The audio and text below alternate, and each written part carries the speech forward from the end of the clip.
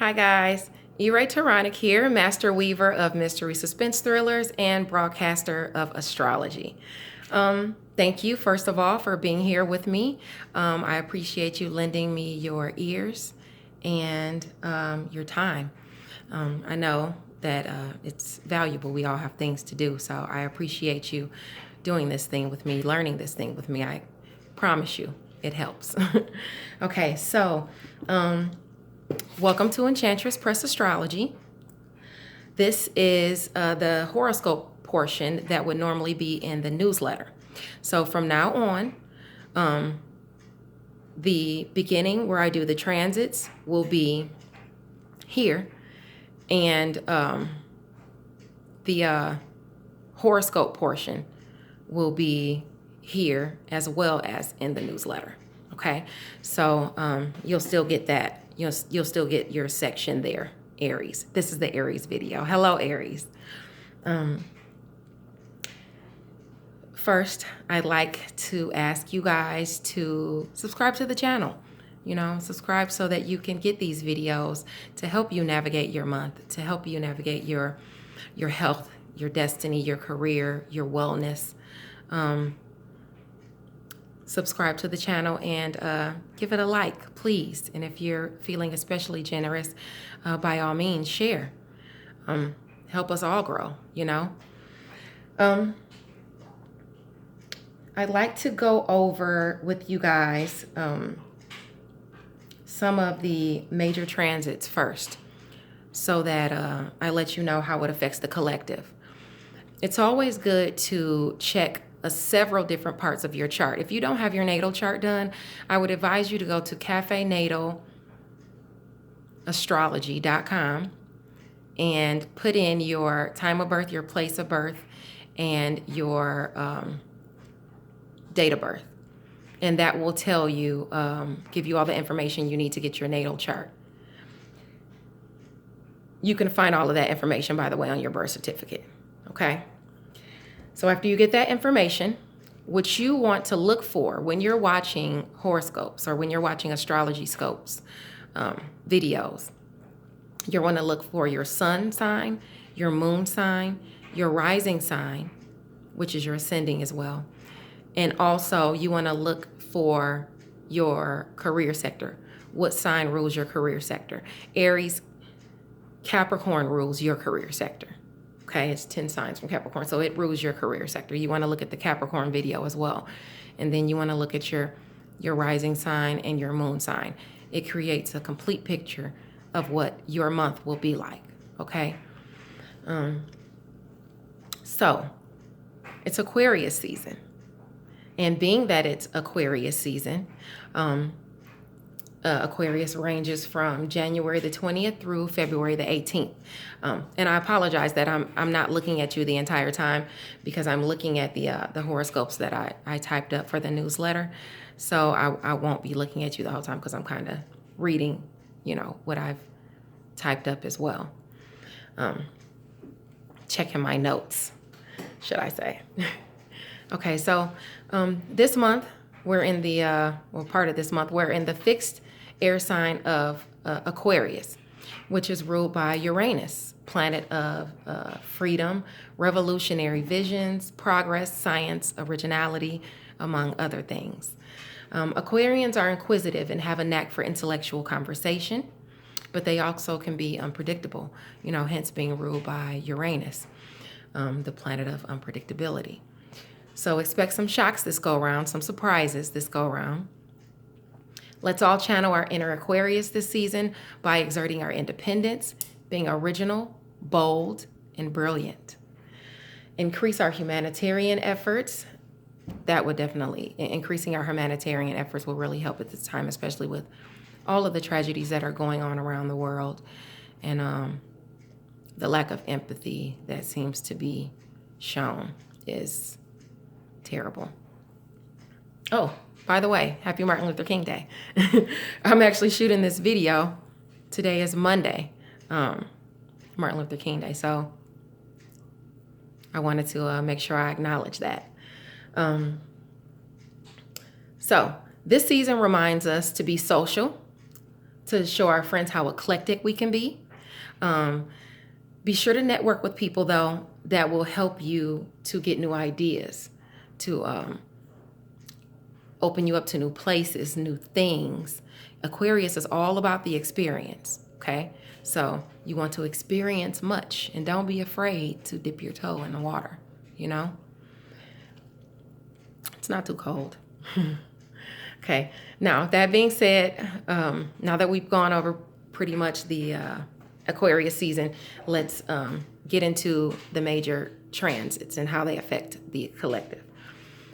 Uranus ended its retrograde in Taurus on January 11th, ushering in progress in those areas of your chart that's affected by the transit, that has been affected by the transit since August 12th of 2019.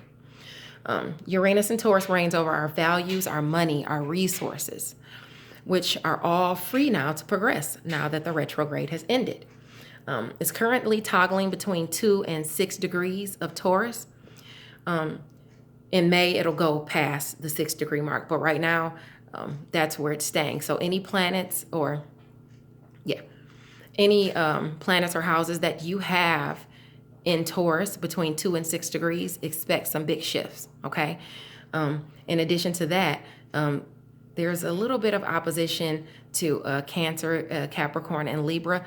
So if you have any planets within 2 to 6 degrees in Capricorn, Cancer, or Libra, you can expect some shifts there as well, okay? And if you have your natal chart, you can look at that and see the degree and where those are, okay? So I recommend that. You know, none of us like to be caught off guard or by surprise. I know I don't, so unless it's a good thing. It just helps you to be prepared, guys. So get your natal chart, please. The sun is in Aquarius until February 19th, shining a light on any houses you have in Aquarius. On February 19th, that's when it moves into the water sign of Pisces, putting a focus on those areas of your chart, emotional Pisces. So it does bode well to know that information. Mercury, the planet of skills and communication, leaves the sign of Capricorn to move into Aquarius on Friday, the 31st of January, and it's going to stay there in the objective free thinking sign until February the 3rd, okay? On February the 3rd, it'll go into deep, dreamy, emotional Pisces, okay? The retrograde in Aquarius is in Aquarius, and it's in Pisces at 12 degrees, and it lasts from February 17th through March the 10th, and we're talking about the Mercury retrograde, okay? So it can stir up communication brought out by insecurities, okay? So please be honest with yourself and try not to project your insecurities onto other people, and don't allow other people to project their insecurities onto you, okay? Let's be fair. Try to avoid signing contracts during the retrograde. If you must, please read the fine print. I don't suggest people signing contracts during the retrograde or launching anything during the retrograde. It's harder. You don't have as much traction. You just don't have as much traction. And when I say retrograde, that means the planet is turning around. It's not moving backwards, but it turns around and it's revisiting things from the past, things that have already happened. So people that you used to know in the past can come back. Exes can come back or contact you during that time. You'll be resubmitting work during that time, or redoing work that you have already submitted. So those are the things, some of the kind of things that might happen during Mercury retrograde, you know, besides your gadgets messing up, you know, or having car trouble and things like that, God forbid. The last retrograde, it's funny, I'm going to tell you a quick story. Okay, so I had, no, never mind. I won't do it because then it'll take too much time. I can't. I'm sorry. Okay, so let's move on to Venus. I got to stay focused on you. Venus, the planet of love and pleasure, enters the cardinal fire sign of Aries at 0 degrees on February 7th. It'll stay there in Aries until March the 4th. Okay, so this will be all month. Love can really ignite in this fiery, competitive sign. Okay, ushering in a renewed sense of passion. Okay, so if you're looking forward to that, if you've been missing that in your relationship, the passion will come back. You just got to make sure that once that retrograde comes around, it's not too emotional. You know, it doesn't get too emotional for you. Venus also deals with your finances. Okay, remember that. So with that, Venus being there during the new moon on February the 23rd, squaring Jupiter and Capricorn, you'll have temporary changes in your relationships across the board, whether it be romantic, business, or otherwise. So keep a cool head, think things through, but like I said, be honest with yourself and others, and be honest about your finances. Okay, if you need to rehash some things and rework some things with your finances to help, you need to do that. Okay, that's important. Now we'll move on to Mars.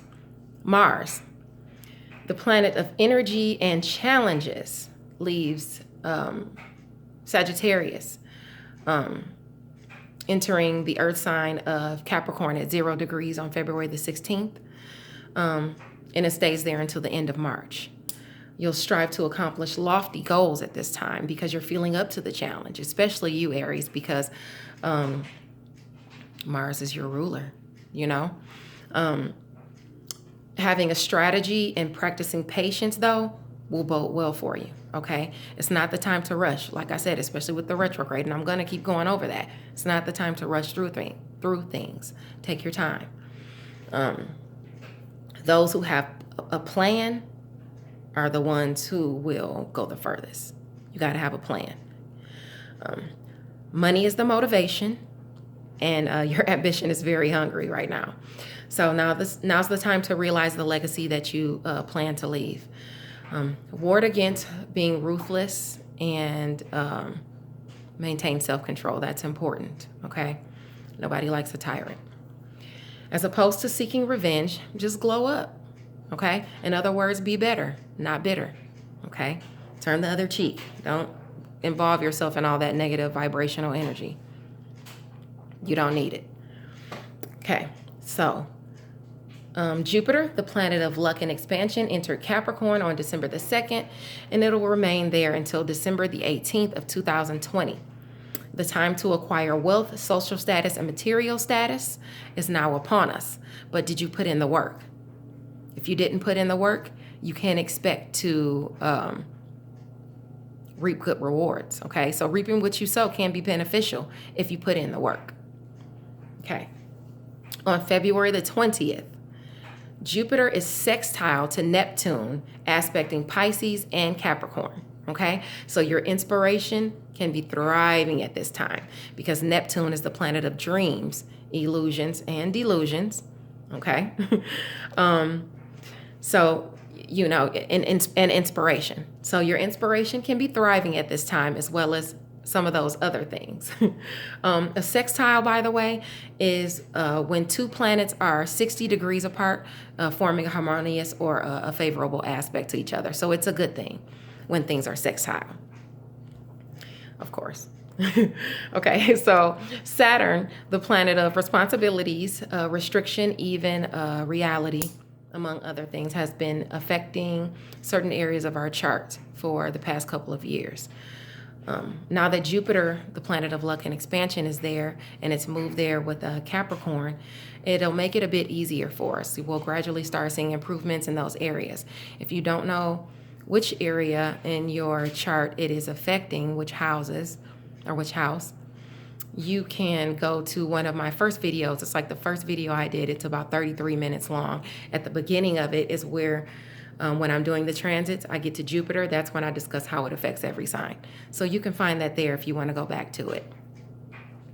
If not, you can always go back to the newsletter that I did it in, that I put it in. I believe it was the December newsletter. It's in there as well if you don't want to listen to the video. For For those of you who read my monthly newsletter, you know that the portion that I just went through will not be in the newsletter. Okay, you can only find that here. The next portion that I'm about to do for you, Aries, your monthly astrology, is here as well as in the newsletter. Okay, so you can always send me your email address if you'd like to subscribe to the newsletter. But please subscribe to the channel, subscribe to the newsletter so that you can get all of this good information and entertainment from your girl. Okay. The full snow moon on February 9th is in the fixed fire sign of Leo. Native Americans call this moon the hunger moon or the storm moon. But here's looking at you, Leo. You only get 2 moons a month. This is your lunar. Your solar is going to be during your birthday. The new moon on February 23rd is in the mutable water sign of Pisces. So it'll be an emotional, new moon.